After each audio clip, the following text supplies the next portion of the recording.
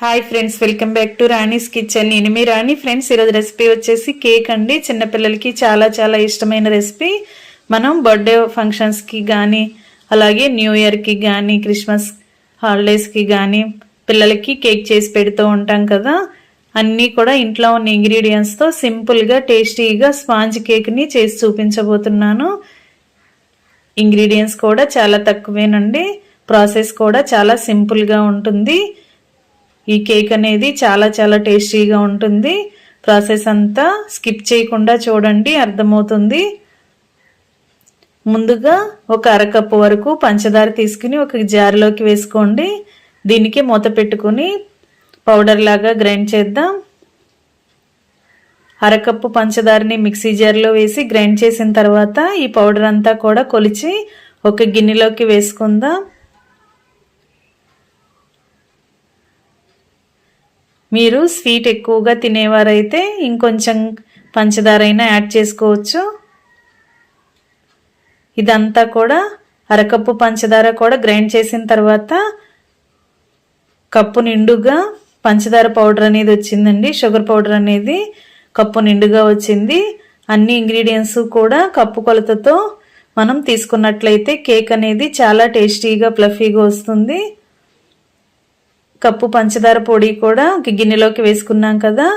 అరకప్పు పంచదారని కొలుచుకున్న కప్పులోకి అదే అరకప్పుతో చిక్కటి పెరుగు తీసుకుని పంచదార పౌడర్లో వేసి రెండు బాగా కలపండి. అరకప్పు పంచదారకి అరకప్పు పెరుగు అయితే కరెక్ట్గా సరిపోతుందండి.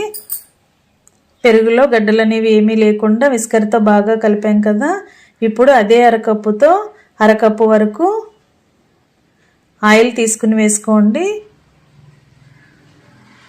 స్మెల్ అనేది ఏమీ లేకుండా ఉన్న ఆయిల్ అయితే కేకుకి టేస్ట్ అనేది చాలా చాలా బాగుంటుందండి. నేను రైస్ బ్రాన్ ఆయిల్ వేసి కేక్ అనేది చేసి చూపించబోతున్నాను. మీరు కూడా మీకు నచ్చిన ఆయిల్ని వేసుకోండి. ఆయిల్ అంతా కూడా పెరుగులో పంచదారలో కలిపాం కదా. ఇప్పుడు వెనీలా ఎసెన్స్ తీసుకుని ఒక 1/2 టీ స్పూన్ వరకు తీసుకుని మిక్సింగ్ బౌల్లోకి వేసుకోండి. వెనీలా ఎసెన్స్ ప్లేస్లో యాలకుల పొడి అయినా వేసుకోవచ్చండి. ఈ ఎసెన్స్ అంతా కూడా పెరుగులో కలిసేంత వరకు విస్కర్తో కానీ గరిటెతో కానీ బాగా కలపండి. ఇప్పుడు 3 ఇంగ్రీడియంట్స్ని అరకప్పుతో కొలిచి తీసుకున్నాం కదా. ఇప్పుడు మైదా పిండిని చూద్దాం. మైదా పిండి అనేది 1.5 కప్పుల వరకు పడుతుందండి. దీనిని జల్లెల్లో వేసుకుని మిక్సింగ్ బౌల్లోకి జల్లించండి. ముందుగా 1 కప్పు నిండుగా నేను మైదా వేసి జల్లించాను కదా. మరొక అరకప్పు యాడ్ చేస్తున్నాను.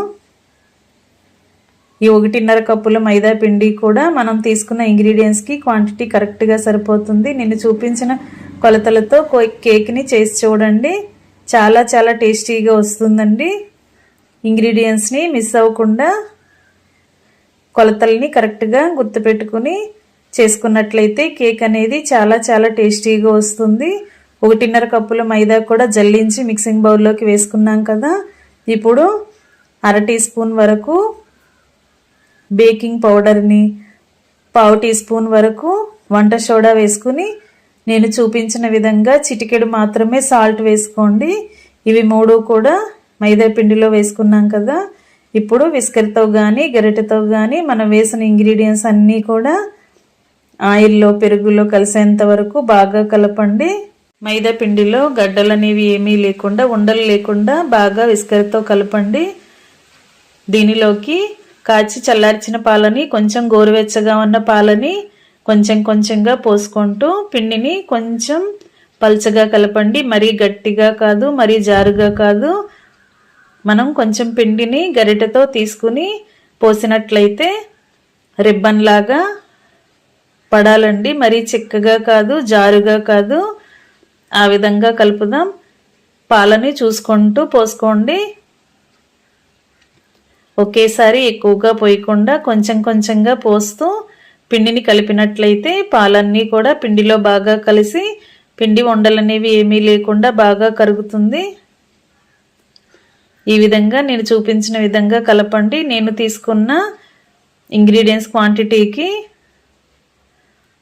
ఒక అరకప్పు వరకు పాలు అనేవి పట్టేయండి. మీరు కూడా ఏ కప్పుతో కానీ బౌల్తో కానీ ఏదైనా గ్లాస్తో కానీ అన్నీ కొలిచి తీసుకున్నట్లయితే దానిని బట్టి మీరు కూడా ఇంగ్రీడియంట్స్ని యాడ్ చేసుకోండి. పిండి అంతా కూడా బాగా కలిపిన తర్వాత పిండి ఉడికించటానికి తగిన గిన్నెను తీసుకోండి. ఏదైనా స్టీల్ గిన్నె కానీ అల్యూమినియం గిన్నె కానీ ఏదైనా పాత్ర తీసుకుని దాని లోపల అంతా కూడా బ్రష్తో కానీ చేత్తో కానీ ఆయిల్ని అప్లై చేసి గిన్నె అడుగున ఇలా బటర్ పేపర్ని కట్ చేసి వేసుకోండి. బటర్ పేపర్ ప్లేస్లో పొడి మైదా పిండినైనా చల్లుకుని మనం పిండిని గిన్నెలోకి వేసుకోవచ్చండి. అలా అయినా కూడా కేక్ అనేది గిన్నె నుండి ఈజీగా రిమూవ్ అయిపోతుంది. బటర్ పేపర్కి కూడా ఆయిల్ అప్లై చేసుకున్న తర్వాత మనం రెడీ చేసి పెట్టుకున్న కేక్ బ్యాటర్ని గిన్నెలోకి వేసుకుందాం. ఫ్రెండ్స్, ఛానల్ని ఫస్ట్ టైం చూస్తున్న వారు సబ్స్క్రైబ్ చేసుకుని పక్కనే ఉన్న బెల్ బటన్ క్లిక్ చేయండి. ఇలా పిండి కన్సిస్టెన్సీ అనేది ఈ విధంగా ఉండాలండి. మనం కొంచెం పిండిని తీసుకుని ఇలా చూస్తున్నట్లయితే రిబ్బన్ లాగా పడుతుంది కదా. ఈ విధంగా కలుపుకొని రెడీ చేసుకున్న పిండిని గిన్నెలోకి వేసుకున్నాం కదా. గిన్నెను 2-3 సార్లు కిందకి కొడుతూ ట్యాప్ చేస్తున్నట్లుగా కొట్టినట్లయితే పిండి అంతా కూడా గిన్నెలోకి అడుగు వరకు కరెక్ట్గా సెట్ అవుతుంది. ఈ గిన్నెను పక్కన పెట్టి ఒక 5 నిమిషాలు పక్కన పెట్టుకోండి. ఇప్పుడు స్టవ్ ఆన్ చేసి కేక్ ఉడికించుకోవటానికి మందంగా ఉన్న పాత్ర ఏదైనా స్టవ్ మీద పెట్టుకుని దాని లోపల ఒక స్టాండ్ పెట్టుకుని గిన్నెకు మూత పెట్టి ఒక 5 నిమిషాల పాటు వేడి చేయండి. 5 నిమిషాలు వేడి చేసిన తర్వాత మనం రెడీ చేసుకున్న పెట్టుకున్న గిన్నెను స్టాండ్ పైన పెట్టుకుని పాత్రకి మూత పెట్టి ఫ్లేమ్ మొత్తం తగ్గించాలి. లో ఫ్లేమ్లోనే కేకుని బేక్ చేయాలండి. హై ఫ్లేమ్ పెట్టామంటే కేక్ అంతా కూడా మాడిపోతూ ఉంటుంది. మొత్తం మంట అంతా కూడా తగ్గించి సిమ్లోనే మనం కేకుని ఉడికించాలి. ఒక 30 నుంచి 35-40 మినిట్స్ వరకు పడుతుంది. లో ఫ్లేమ్లోనే కేకుని ఉడికించినట్లయితే కేక్ లోపల వరకు కూడా బాగా ఉడుకుతుంది. ఎక్కడా కూడా కేక్ మాడకుండా నీట్గా వస్తుందండి. మనం మధ్య మధ్యలో మూత తీసుకుని కేకుని కొంచెంగా వేళ్లతో టచ్ చేసి చూసినట్లయితే తేమ అనేది ఏమీ లేకుండా గట్టిగా ఉంది అని అనిపిస్తే ఏదైనా చాకుతో కానీ టూత్పిక్తో కానీ కేక్ లోపల వరకు గుచ్చి చూసినట్లయితే పిక్ అనేది తేమ అనేది ఏమీ లేకుండా పొడి పొడిలాడుతున్నట్లుగా వచ్చింది అంటే కేకు కుక్ అయిపోయినట్లేనండి. స్టవ్ ఆఫ్ చేసుకుని ఒక అరగంట పాటు గిన్నెను బాగా చల్లారనివ్వండి. బాగా చల్లారిన తర్వాత మనకి కేక్ అనేది ఈజీగా రిమూవ్ అయిపోతుంది. ఇలా ఒక ప్లేట్ పెట్టుకుని దానిపైన కేక్ ఉడికించిన గిన్నెని బోర్లించి కేకుని ఇలా ప్లేట్లోకి పెట్టుకుని పిల్లలకి సర్వ్ చేసుకోవటమే. సింపుల్ ప్రాసెస్తో అన్నీ కూడా ఇంట్లో ఉన్న ఇంగ్రీడియంట్స్తోనే ఈజీగా కేక్ అనేది చేసి చూపించాను కదా. మీ అందరికీ కూడా ఈ రెసిపీ నచ్చితే లైక్ చేయండి. మీరు కూడా కుక్ చేయండి. పంచదార కానీ పెరుగు కానీ ఆయిల్ కానీ అలాగే మైదా పిండి కానీ అన్నీ కూడా మన ఇంట్లో ఉన్న ఇంగ్రీడియంట్సే కదా. మీకు నచ్చితే డ్రై ఫ్రూట్స్తో గార్నిష్ చేసుకోవచ్చండి. కేక్ అనేది రెడీ అయిపోయింది కదా. మీరు కూడా కుక్ చేసి పిల్లలకి సర్వ్ చేయండి. కుక్ చేసిన తర్వాత టేస్ట్ అనేది మీకు ఎలా వచ్చిందో నాతో షేర్ చేసుకోండి. ఛానల్ని వాచ్ చేస్తున్న వారు సబ్స్క్రైబ్ చేసుకోండి. Thanks for watching. నేను మీ రాణి.